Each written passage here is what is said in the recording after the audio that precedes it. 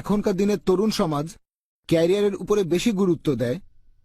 তারা তাড়াতাড়ি বিয়ে করতে চায় না, বিয়ে করে ৩৫ অথবা ৪০ বছরে এসে।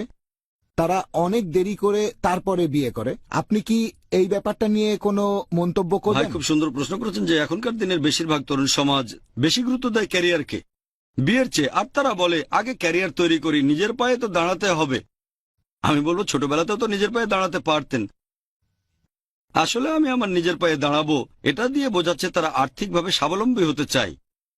তারা হতে চায় ডাক্তার বা ইঞ্জিনিয়ার অথবা ভালো বেতনের চাকরি চায়। এভাবে যখন ভালো চাকরি পায় ততদিনে ৩০ বছর পার করে ফেলে, অথবা ২৮, ২৯, এটাও বেশ তাড়াতাড়ি, অথবা ৩০ পার হয়ে ৩১, ৩২ বা ৩৫। এখন বিয়ের আগে এই ক্যারিয়ার তৈরি করা এটা কতটা গুরুত্বপূর্ণ? বিয়ে হলো জীবনের একটা অংশ, ক্যারিয়ারও জীবনের একটা অংশ। আমার মতে বিয়ের ক্ষেত্রে শুধু ক্যারিয়ারের জন্য কারো দেরি করা উচিত না, পড়াশোনার জন্যও না। ভালো, আমি বলছি না যে টিনেজে বিয়ে করে ফেলেন। প্রাপ্তবয়স্ক হলে অবশ্যই বিয়ে করতে পারেন। ইসলাম ধর্ম অনুমতি দিয়েছে প্রাপ্তবয়স্ক হলে আপনি বিয়ে করতে পারেন, তবে বেশি দেরি করবেন না। আমাদের নবীজি সাল্লাল্লাহু আলাইহি ওয়াসাল্লাম বলেছেন, আছে সহিহ বুখারীতে ৭ নম্বর খণ্ড, বুক অব নিকা, ৩ নম্বর অধ্যায় ৪ নম্বর হাদিস, হে যুবক যুবতীরা, তোমাদের মধ্যে যাদের বিয়ের সামর্থ্য আছে তারা বিয়ে করে ফেলো, তাহলে দৃষ্টি সংযত থাকবে, শালীনতা বজায় থাকবে। এই লোকজন বিয়ে করতে দেরি করছে কারণ তারা মনে করে যখন আমি বিয়ে করব তখন আমার স্ত্রী দেখাশোনা করতে হবে। সেটা বাধা হয়ে দাঁড়াবে আমার লেখাপড়ায়, সেটা বাধা হবে আমার ক্যারিয়ার। এই ধারণাটা আসলে ভুল। চিন্তা করেন, একটা ছেলে মেডিকেলে পড়ছে, যদি সে বিবাহিত হয় স্ত্রী তাকে সাহায্য করবে। এভাবে পজিটিভ সাইডগুলো দেখেন। যদি বিয়ে করেন তারপর পোস্ট গ্র্যাজুয়েশনের পরীক্ষা দিলেন, এটা অনেক সোজা।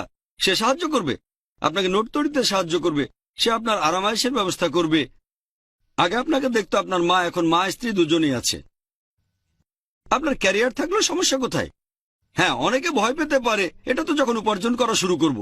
সেজন্য আমাদের নবীজি বলেছেন যদি সামর্থ্য থাকে। এরকম কথা যারা বলে তাদের বেশিরভাগের বাবা মাই ধনী, তাদের সঞ্চয় করা টাকা আছে। তাহলে টাকা কোনো সমস্যা না হলে তাদের বিয়ে করা উচিত। ব্যবসায় প্রতিষ্ঠা পাওয়াটা সহজ হয়ে যায়। স্ত্রী আপনাকে সাহায্য করবে, কারণ আগেও বলেছি স্ত্রী পোশাকের দায়িত্ব পালন করে। তাই দেরি করে বিয়ে করার সাথে আমি একমত না, কারণ যদি তাড়াতাড়ি বিয়ে করেন তাহলে সন্তানও নেবেন তাড়াতাড়ি। অনেকে হয়তো বলবে আমি আরাম করতে চাই, একটু রিল্যাক্স করব। আরাম করতে চাইলে তো তাড়াতাড়ি বিয়ে করবেন। ২০-২৫-এর মধ্যে বিয়ে করেন, সন্তান নেন তাড়াতাড়ি। ৪০ বছর বয়সে আপনার ছেলের বয়স ১৮-১৯। আপনার ব্যবসা থাকলে রিটায়ার করতে পারেন ৪০-এর আগেই, না হলে এটা তো ৬০ বছরে।